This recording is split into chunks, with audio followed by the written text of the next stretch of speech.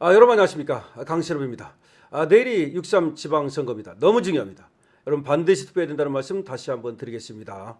단 한 사람도 빠짐없이 우리 애국 보수 국민은, 우리 애국 우파 국민은 단 한 사람도 빠짐없이 반드시 투표해야 된다는 말씀을 또다시 한번 드리겠습니다. 자, 그런 가운데 서민이가 이재명을 공직선거법 위반 혐의로 전격 고발했습니다. 이재명이 시장 투어를 했는데 그거는 말이죠, 공직선거법에 저촉된다는 것이 바로 서민이의 지금 고발 내용입니다. 6.3 지방선거를 앞두고 전통시장을 연쇄적으로 방문했는데요. 이것이 바로 이재명이 선거에 개입하는 것이라는 겁니다. 관련 내용 빠르게 전해드리겠습니다. 시민단체 서민이가 6.3 지방선거를 앞두고 부산 전통시장을 잇따라 방문한 이재명을 공직선거법 위반 등 혐의로 경찰에 고발했습니다. 서울 서서문 고가차도 붕괴 사고로 시민 3명이 숨진 날에도 이재명이 부산 자갈치시장 식사 일정을 이어간 점을 특히 문제 삼았습니다. 국가 안전의 최종 책임자인 대통령이 사고 시습보다는 선거에 영향을 줄 수 있는 행보를 했다는 것입니다. 자, 이거 뭡니까 도대체가 말이죠. 서울 서서문 고가차도 붕괴 사고가 난 그 날에도 말이죠, 부산 자갈치시장 가가지고 식사 일정을 이어갔다는 겁니다. 식사 일정이 잡혔다 하더라도 전격 취소하고 올라와야 되는 거 아니겠습니까?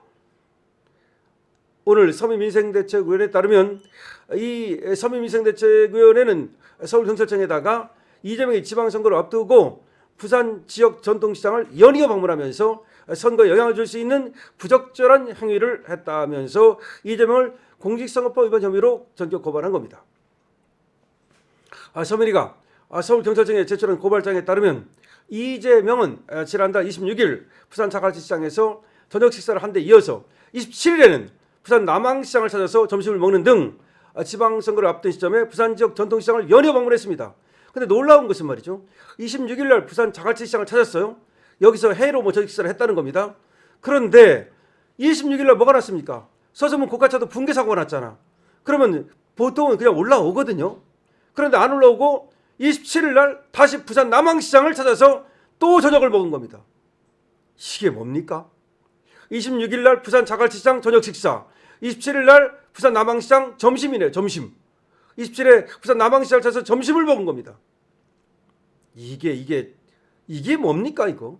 2000 그때 화재 사고 났을 때도 먹방 찍었죠. 황교익이라는 놈하고 먹방 찍었죠.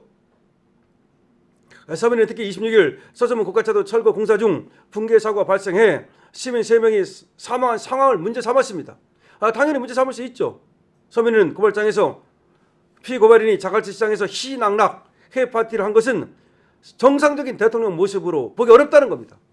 그리고 보통 같으면 그렇게 사고가 나면은 그날 올라오든지 이렇게 하지, 다음 날 점심에 다시 남항시장을 찾는다? 정말 이해할 수가 없습니다. 그래도 좋다고 그러는 사람은 뭔지를 모르겠습니다. 정말로. 정말 무슨 조화 속인지 무슨 귀신 장난인지 모르겠어.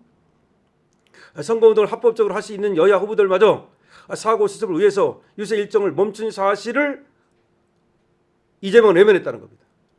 그렇죠. 그때 선거운동하는 후보자들마저도 일시적으로 유세 일정을 멈췄어요. 그런데 이재명은 유세 일정을 멈추지 않고 말이죠. 물론 유세는 아니라고 하겠지. 자기 일정이라고 하겠지. 자기 어떤 일정이 있어가지고 거기 간 거라고 말하겠지. 그러나 누가 봐도 이건 말이죠, 간접적으로 이거 부산에 말이죠, 이 선거에 영향을 미칠 생각이 있는 거 아니냐, 이렇게 볼 수밖에 없는 겁니다. 그래서 서민은 이렇게 말합니다. 국가 안전의 최종 책임자인 대통령이 아픈 민심을 어루만지고 국정에 전념하기보다 선거에 많은 영향을 미칠 수 있는 부적절한 행위를 서슴없이 했다는 합리적 의심을 낳고 있다. 그렇죠. 자갈치시장을 간 게 물론 이제는 그렇게 말할 겁니다.